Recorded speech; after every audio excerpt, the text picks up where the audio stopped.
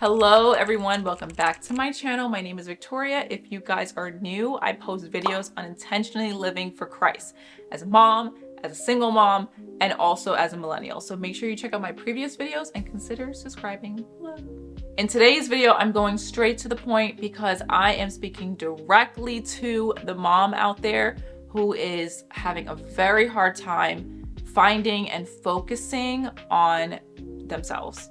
Maybe you're a mom and you have to prioritize your kids, and that is completely understandable. And if you're a single parent, that's double. You have to really dedicate all of your time and energy to intentionally trying to, create a life for your kids because it is only you. And I totally understand that, but you have to know that you cannot fill their cups up fully unless you fill up your cup yourself. Survival mode is not a long-term game. It's not a healthy game to play in. And maybe for a while we have been trying to do that as much as we can and scraping the pieces and picking them up and putting the puzzles together. It's not a long-term game that you are going to reap so much fruit from at the end of the day. So I really want to emphasize that you need to be prioritizing yourself, even for the sake of your kids and your family. And before you go watch that video on productivity, time management, how to practically organize your calendar, how to time block, how to get into focus mode, you need to understand that in order to have a better year, you need to be a better you. And that's a mindset shift change. That's a heart change. That is not a practical change. You're not going to do the thing and take those actions if you don't value prioritizing yourself.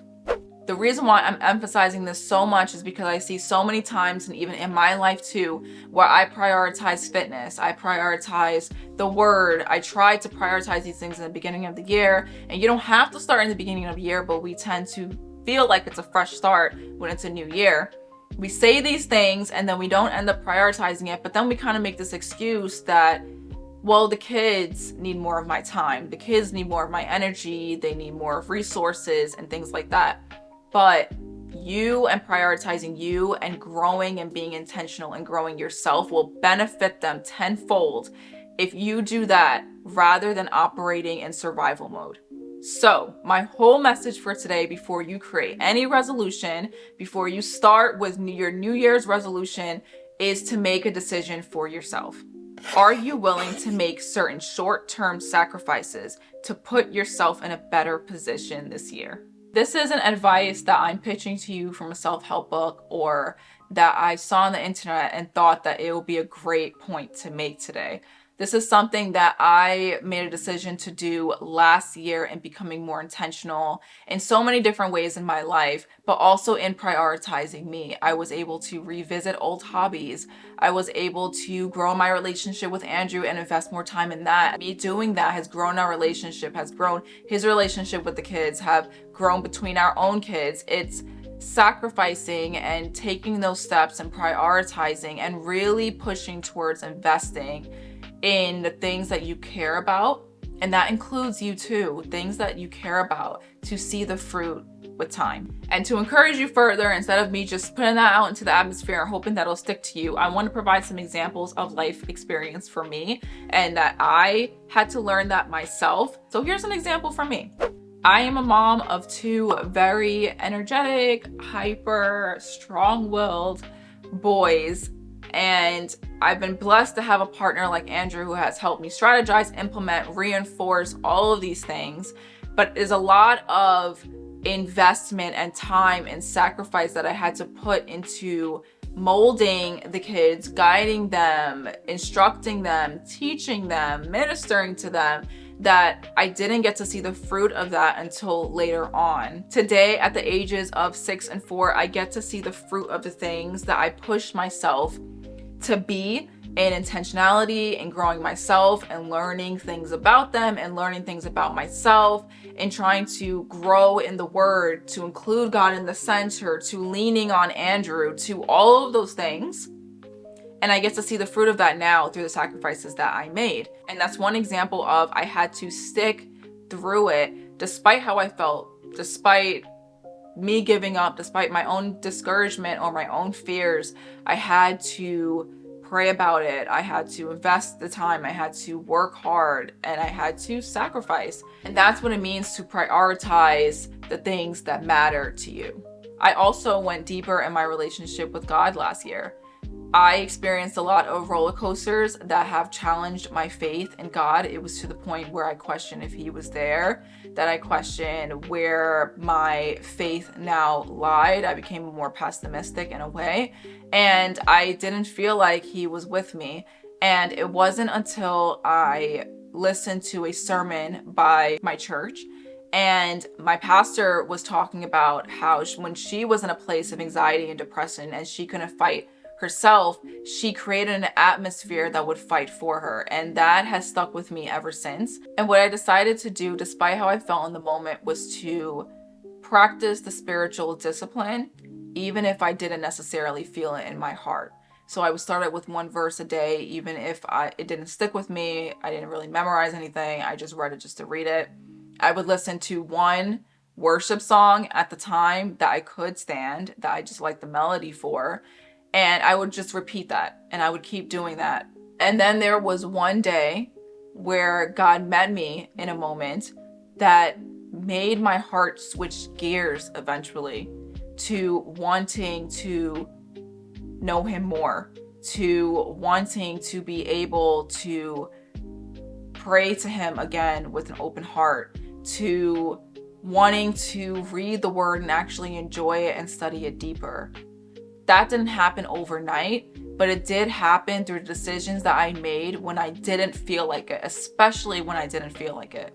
2024 was definitely a defining moment in my faith where I felt like I went deeper into places with my relationship with God that I have never gone before. And I'm thankful that he used the opportunity, though it was not a pleasant opportunity, but he used the opportunity for my good and for me to understand him more. Before, I struggled in his word, and now I crave it. And that is a huge transformation from the place that I was last year. I've always been terrible at managing my own finances because I wasn't really taught to steward over my finances well, but also I had no desire for it at the time. When I met Andrew, he taught me the value in taking control of your money and stewarding it well.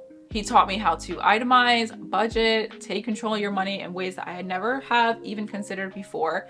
And I was super thankful when I started seeing the fruit. But at first I was very hesitant because I'm a single parent, I have one income, and it really exposed how much I had, how much I have been spending, how much money I maybe don't have to cover certain things, and how much I needed to pull back on. So it really shed a lot of light to things I didn't really want to know.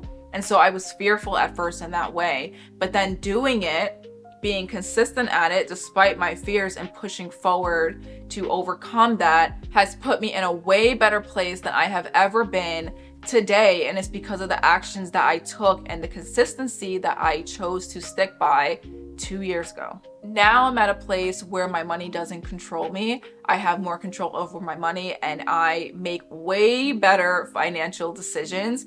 And that's because I took that step of faith.